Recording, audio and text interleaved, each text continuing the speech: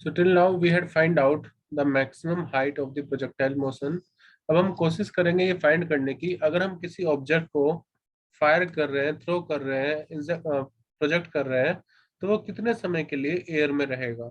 मतलब कि इसको, इस वर्ड को अलग अलग तरीके से बोला जाएगा, टाइम ऑफ फ्लाइट, या वो टाइम जिस दौरान ऑब्जेक्ट एयर में है, या हम ये भी कह सकते हैं कि वो समय जब ऑब्जेक्ट नीचे से लेकर के ऊपर गया और फिर वापस नीचे आया, तो इसको हम बोल रहे हैं टाइम ऑफ फ्लाइट।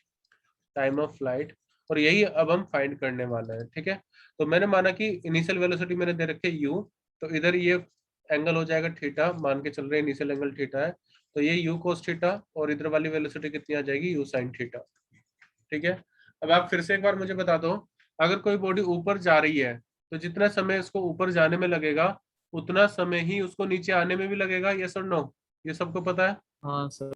यस तो सर। यहाँ पर भी ऐसे ही होगा बेटा, भले ही आपको लग रहा है कि ऐसा मोशन है, बट यहाँ पे भी जितने समय में ये ऊपर जा रही है ना, उतने समय में ही ये नीचे आएगी।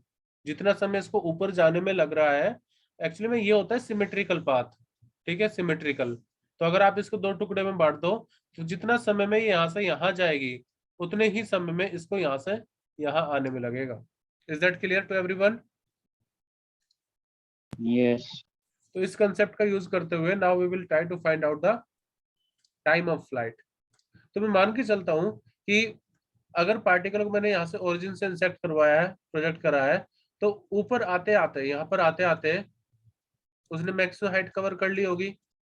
तो पहले काम करते हैं कि यहाँ तक का टाइम फाइंड कर लेते हैं कितना है, और जितना ये मैक्सिमम हाइट अटेंड करने में समय लग रहा है, उतना ही समय उसको लगेगा वापस ग्राउंड में आने आने के लिए।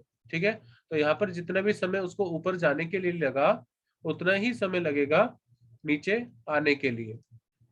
क्या मैं कह सकता हूं कि मेरे जो टोटल टाइम ऑफ फ्लाइट होगा वो बराबर होगा T up plus T down के, हाँ सर।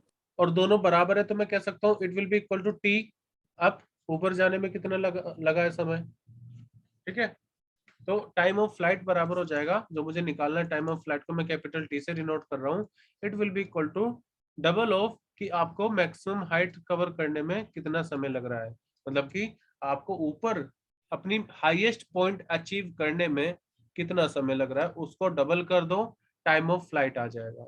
तो अब फिर से मैं एक कंसेप्ट का यूज करूंगा, हाईएस्ट पॉइंट पर नेट वेलोसिटी, वर्टिकल वेलोसिटी, ठीक है, यानी कि वाई डायरेक्शन वाली वेलोसिटी कितनी हो जाएगी हाईएस्ट पॉइंट पर? 0। 0। एक्स वाली नहीं क्यों पूछ रहा मैं, ठीक है, ये हो गई 0। तो मैं ये फाइंड करना चाहता हूँ कि यहाँ से यहाँ तक में जब वो जा रहा है तो उसको कितना समय लगा। ठीक है, हाईएस्ट पॉइंट पर, तो यहाँ पर वेलोसिटी कितनी हो गई है उसकी 0। इनिशियल वेलोसिटी जब हमने फेंका था उसको, इनिशियल वेलोसिटी थी यू साइन थीटा, और एक्सीलरेशन कितना है बॉडी पर, जी के बराबर नीचे की तरफ। तो क्या क्या मैं कह सकता हूँ यहाँ पर, मैं अगर इस इक्वेशन का यूज करूँ v equal to U plus G T, पहले 80 लिख देते हैं, तो फाइनल वेलोसिटी कितनी वाई डायरेक्शन में 0, इनिशियल वेलोसिटी कितनी वाई डायरेक्शन में u साइन थीटा, एक्सेलरेशन क्योंकि बॉडी ऊपर जा रही है तो एक्सेलरेशन कैसा माइनस के g, और ये टाइम ऊपर जाने के लिए t अप। ओके, तो g t up equal to कितना आ गया u साइन थीटा, और टाइम इक्वल टू कितना आ गया u sine theta upon g. ठीक है बेटा, तो ये आ गया t equal to u sine theta upon g, और इसी का अगर मैं डबल कर दूं तो टोटल टाइम ऑफ फ्लाइट आ जाएगा मेरा 2u sine theta upon g. ठीक है, time equal to 2u sine theta upon g, यानी कि समय यहाँ पर भी डिपेंड कर रहा है कि वो हाइट स्क्वायर पर डिपेंड कर रही थी, लेकिन टाइम यू पर डिपेंड कर रहा है, और टाइम डायरेक्टली डिपेंड करेगा साइन थीटा पर, आपने एंगल कितना प्रोजेक्ट करवाया हुआ है। ठीक है, so this is called the total time of flight. Is that clear? Derivation में कोई डाउट? सर। हाँ जी। Sir am audible? Yes you are. Sir मेरा नेटवर्क इश्यूज थे सर, आपने जब बताया था ना कि जितना टाइम ऊपर जाने में लगेगा उतना टाइम नीचे आने में लगेगा, उसके बाद से कुछ समझ नहीं उसके आ बाद पाया सर। कोई बात नहीं, मैं बताता हूँ। टाइम ऑफ फ्लाइट मतलब मुझे टाइम ऑफ फ्लाइट फाइंड करना था, तो मैंने मान लिया कि मैं ये फाइंड कर लेता हूँ कि नीचे से ऊपर जाने में कितना समय लग रहा है, तो उसका double total time of flight हो जाएगा, क्योंकि इतने समय में वो नीचे भी आएगी। तो yes sir. Equal to 2u, total time of flight में कंसिडर करके चल रहा हूँ, it will be double of the time attend by the maximum height. तो हाईएस्ट पॉइंट पर वेलोसिटी कितनी हो जाएगी, वर्टिकल वेलोसिटी 0। तो मैंने इसी क्वेश्चन का यूज करा, v equal to U plus A T. Highest point पर वेलोसिटी 0 हो गई, initial velocity u sine theta, acceleration minus के g, तो टाइम आ जाएगा ऊपर जाने के लिए, अप मैक्सिमम हाइट अटेंड करने के लिए u sine theta upon g। इसका डबल कर दिया तो टोटल टाइम ऑफ फ्लाइट आ गया आपके पास। ठीक है, अभी स्मॉल टी क्या है उसके बारे में, सर हाँ बोलो। एक क्वेश्चन पूछना है सर। सर इसमें क्वेश्चन मेरा ये है कि सर आपने बोला था कि इसमें वेलोसिटी जो होगी वो मैक्सिमम हाइट पे जाके 0 नहीं होगी, हाँ मैंने पर बोला था, सर यहाँ पे आपने 0 लिखा हुआ है, तो सर वो कैसे हो रहा है? मैंने बोला था कि नेट वेलोसिटी 0 नहीं होगी बेटा, और नेट वेलोसिटी मतलब vx प्लस vy। तो मैंने तो सिर्फ vy को 0 किया है, मैंने नेट वेलोसिटी 0 नहीं ली। वर्टिकल वाली वेलोसिटी 0 होगी। इसमें इसमें इस चीज को बहुत ज्यादा स्टार मार्क करके लिख लो, क्योंकि ये बार बार सोचोगे आप, क्योंकि आपने क्लास 9 से पढ़ते आ रहे हो कि हाईएस्ट पॉइंट पर वेलोसिटी 0 हो जाती है, यहाँ पर नहीं हो रही है। तो ये कौन सी वेलोसिटी 0 हो रही है, सिर्फ वर्टिकल वाली vy वाली, vx वाली 0 नहीं होगी, और मैंने उसी का इस्तेमाल किया है बेटा यहाँ पर। ठीक है, मैंने सिर्फ वर्टिकल वेलोसिटी ली है uy, सिर्फ वर्टिकल वेलोसिटी 0 होगी। ये स्मॉल टाइम क्या है, small T u sin theta upon g क्या है, ये है time taken by object to attain maximum height. अगर आपसे वो पूछता है ना कि कितने समय में बॉडी अपनी मैक्सिमम हाइट को अचीव कर लेगी, वो टाइम होगा u sin theta upon g। इन दोनों में फर्क है बेटा, टोटल टाइम, ये है टोटल टाइम ऑफ फ्लाइट, और ये क्या है, time taken by the object to achieve the maximum height. दोनों में फर्क है। मैक्सिमम हाइट मतलब जब ये ऐसे जा रहे हो तो ये इसकी मैक्सिमम हाइट हो गई, इसमें कितना समय लगा, और उतने ही समय इसको नीचे आने में लग जाएगा। और कोई डाउट यहाँ ओके से? सर। सर एक लास्ट डाउट है सर, जो नेट वेलोसिटी है उसको हम लोग यू से डिनोट कर रहे हैं। हाँ, किसी भी इंस्टेंट पर जो नेट वेलोसिटी होगी मान लो वो u है। Okay sir. रेंज अभी रह रहा है हमारा, हमने अभी टाइम ऑफ फ्लाइट निकाला है 2u sin theta upon g।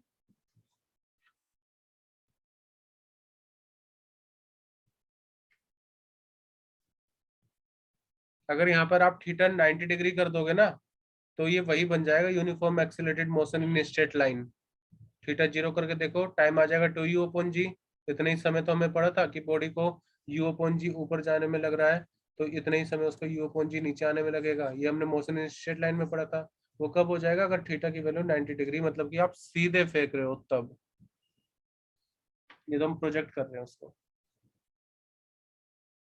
अभी मैं ये भी प्रूफ करूंगा कि ये जो पाथ होगा ये पैराबोला ही होगा, इसका भी प्रूफ हम करेंगे। अगर आपने यहाँ तक लिख लिया तो बता दीजिए। Done, done everyone. देखो 3 फॉर्मूले आपके बहुत ज्यादा Yes. काम आएंगे, सबसे ज्यादा 3 फॉर्मूले काम आएंगे, time of flight, maximum height और रेंज। ठीक है, अब मैं फाइंड करना चाहता हूँ कि मैक्सिमम रेंज कितनी होगी, मैक्सिमम रेंज नहीं, रेंज कितनी होगी। मैं रेंज, अगर मैं रेंज बोल रहा हूँ तो रेंज का मतलब हो गया, रेंज मतलब maximum horizontal distance covered by body. Is that clear? Covered by body. ठीक है, अब आपको ये डिस्टेंस सिर्फ निकालना एक्स है। एक्सिस वाला है ना सर? हाँ बेटा, सिर्फ एक्स एक्सिस वाला ये डिस्टेंस की, जैसे वो था ना टारगेट 87.58 उनकी रेंज थी हाँ मिस्टर चोपड़ा की। तो रेंज मतलब कि वो कितना एक्स एक्सिस में, ग्राउंड ग्राउंड लेवल पर वो कितना चला होगा, आगे कितना पहुंच गया होगा, वो रेंज है। ठीक है ना, हालांकि वो ऊपर जा रहा है बट ग्राउंड से जहां पर वो खड़े थे, जहां से थ्रो किया था और जहां पर भाला जाकर के गिरा, वहां से वहां तक का कितना डिस्टेंस है, वो रेंज है। Maximum horizontal distance covered by the body. So range R equal to कितना हो गया, कैसे निकालें? एक तरह से डिस्टेंस है ना, ये यहाँ से यहाँ तक का डिस्टेंस अगर मुझे फाइंड करना है, तो क्या मैं फॉर्मूला लगा दूं, distance is equal to speed into time. हाँ सर। स्पीड कितनी है, Yes sir. स्पीड कितनी है, एक्स डायरेक्शन में ux, यू जो हम u cos थीटा रखेंगे अभी। और देखो यहाँ से यहाँ तक का टाइम किसके बराबर होगा, क्या सोचते हो आप? ये टाइम किसके बराबर लेना चाहिए? टोटल टाइम ऑफ फ्लाइट के बराबर ले टाइम लो ऑफ क्या? फ्लाइट। क्योंकि उतने समय में तो टोटल वो टाइम। नीचे गिरेगी, तो यहाँ पर मैं लूंगा total time of flight. Okay, so R will be equal to U X की वैल्यू कितनी है, U cos theta into time of flight हमारा आया था 2u sine theta upon g. ठीक है, यही आया था। इसको मैं ऐसे लिख रहा हूँ you square, you into you square हो गया, और 2 sine theta into cos theta. Trigonometry पढ़ ली क्या?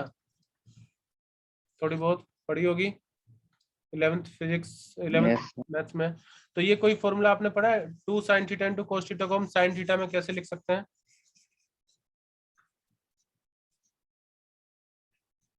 साइन टू थीटा का फॉर्मूला पढ़े हो बेटा? Sign two theta. हाँ साइन टू बिल्कुल, थीटा। तो मैं उसी को चेंज करूंगा अब इसमें। सो आई विल राइट नाउ, हालांकि यहाँ पर भी छोड़ने में कोई दिक्कत नहीं है, बट उस फॉर्मूले में मैं कन्वर्ट कर रहा हूँ, आर इक्वल टू यू का स्क्वायर, ठीक है, साइन टू थीटा अपॉन में g. So this was the range covered by the body. इतनी रेंज होनी चाहिए, मतलब अगर आप यू वेलोसिटी से किसी ऑब्जेक्ट को फेंक रहे हो, थीटा उसका एंगल है, तो इतनी रेंज उसकी रहेगी। This is the derivation for the range. अब एक चीज बताना मुझे, मान लो मैंने यू और जी में इनिशियल वेलोसिटी सेम ले रहा हूँ सभी के लिए, क्योंकि मेरी एक टेंडेंसी होगी, मैं इतने इतने इतने से ज्यादा तेज फेंक ही नहीं सकता, कोई भी ऑब्जेक्ट मुझे फेंकना है, तो यू वेलोसिटी में चेंज नहीं कर रहा, मैं एंगल तो चेंज कर सकता हूँ ना। तो रेंज मैक्सिमम करने के लिए एंगल कितना सेट करना चाहिए? रेंज साइन 90 पे मैक्सिमम हो, सबसे ज्यादा। क्या बेटा? हाँ बोलो, सही साइन बोलो। 90 पे सर सबसे ज्यादा आएगा, तो थीटा इक्वल्स टू 40 लेना पड़ेगा। बहुत बढ़िया, 45। आर मैक्स मुझे करना है, ठीक है, तो 40। किस एंगल पर होगा ये फाइंड करना है, और रेंज कितनी होगी। तो साइन, पूरे साइन ट्रिग्नोमेट्री फंक्शन में साइन, कोई भी साइन है अगर, तो उसकी मैक्सिमम वैल्यू कितनी आती है, +1। +1 से तो कभी साइन थीटा की वैल्यू जाती नहीं है, ठीक है। अभी +1 आती कब है, तो ये +1 आती है 90 डिग्री पर। सबको पता है साइन 90 की वैल्यू 1 होती है, तो इसका मतलब साइन 2 थीटा इक्वल टू कितना हो गया, 90 डिग्री, साइन 90 डिग्री। और इसका मतलब 2 थीटा इक्वल टू कितना हो गया, 90 डिग्री। तो थीटा की वैल्यू कितनी, 45 डिग्री। तो 45 डिग्री पर मैक्सिमम, 45 डिग्री पर आर हो जाएगा मैक्सिमम, और कितना हो जाएगा ये, u square upon g, u square upon g. इसमें किसी को कोई डाउट है?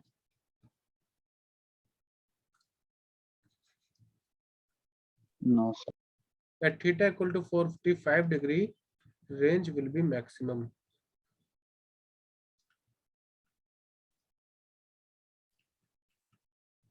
अभी तो हमें बहुत कुछ डिस्कशन करना है प्रोजेक्टाइल मोशन में। So at theta equal to 45 degree, range will be maximum. एक बार आप इसका स्क्रीनशॉट ले लीजिए जरा, मुझे एक स्क्रीन दिखानी है आपको, दूसरी एक फोटो दिखानी है, इमेज।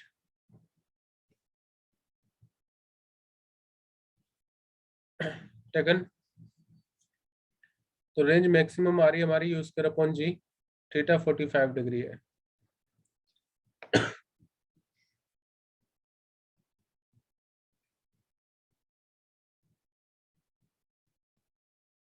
हो गया बेटा, हो गया? Yes sir. Can I remove this screen now if you have written? Okay, अब एक चीज देखना आप, यहाँ पर मैं एक इमेज आपको दिखाऊंगा। Yes here in this picture, मैं इसको डिलीट कर देता हूँ पहले, आप खुद देखो। थीटा इक्वल टू 45 मैंने लिया, यानी कि रेड वाला, तो यही तो सबसे ज्यादा रेंज दिखा रहा है इस फिगर में भी, ठीक है ना। हाँ सर। तो मैक्सिमम मैक्सिमम रेंज कब आएगी, जब थीटा की वैल्यू 45 डिग्री होगी। जब थीटा की वैल्यू 45 डिग्री होगी, in that case our range will be maximum. आप ये खुद भी ट्राई कर सकते हैं। तो थीटा की वैल्यू 45 डिग्री पर मैक्सिमम होगा, ठीक है। और अब हमारी जो रेंज थी, अगर मैं इनकी बात करूं, तो इनका जो रिकॉर्ड था, आपको याद है किस रेंज पर मिला था मेडल? वो क्या डिस्टेंस रहा होगा उस टाइम? 87.5। 87.5। 87.58 था जिस पर गोल्ड मिला था, ठीक है। तो ये initial velocity U cos theta, vertical V sine theta, और गोल्ड इनका इस टारगेट पर था, यानी कि उनको, उनकी रेंज जो होनी चाहिए, जो हुई थी, वो कितनी हुई थी, 87.58। क्या मैं उनकी इनिशियल स्पीड डिटरमाइन कर सकता हूँ कि कितनी इनिशियल स्पीड से उन्होंने भाला फेंका होगा? Can I find it? क्योंकि रेंज मैक्सिमम है, तो वो तो 45 से ही फेंका होगा लगभग। बट क्या मैं इनिशियल वेलोसिटी फाइंड कर सकता हूँ? यस और नो? कैसे करें अगर मुझे ये जानना है कि कितनी स्पीड से फेंका होगा? कैसे करें? हमारे पास फॉर्मूला है are equal to you square upon जी। जी की वैल्यू पता है क्या हमें कितनी होती है? 10 10 9.8 या 9.8। रेंज भी 9.8 हमें पता है, रेंज भी हमें पता है। तो यहाँ से हम ये डिटरमाइन कर सकते हैं कि उन्होंने कितना तेज इनिशियली भाला फेंका होगा। ठीक है, और उसके लिए कैलकुलेशन आप यहाँ पर देखो। So Olympic gold medal winner Neeraj Chopra. तो जब आप इस वेलोसिटी को निकालोगे इस फॉर्मूले में पुट करके 87.58 यू स्क्वायर अपॉन 9.81, तो वेलोसिटी इनकी कितनी आ रही है? लगभग 29.311 मीटर पर सेकेंड। ठीक है, जो कि किलोमीटर पर आवर में हो गई 105.52, यानी कि कार की स्पीड से भी कहीं ज्यादा। जब कार शुरू होती है उसी को काफी समय लग जाता है 105 speed kilometre per hour speed आने में। तो उतनी तेजी से उन्होंने उस भाले को फेंका होगा 105.52 किलोमीटर पर आवर से। तो वो कहीं ना कहीं स्पीड पर भी डिपेंड करता है और उस पर भी डिपेंड करेगा कि किस एंगल से उन्होंने फेंका होगा। सो आई होप कि जितनी चीजें आज हमने कवर करी हैं वो सब आपको क्लियर हुई होंगी। अगर कोई डाउट है तो आप मुझे बताइए, बट जो चीजें अभी रह रही है वो हम नेक्स्ट क्लास में डिस्कस करेंगे।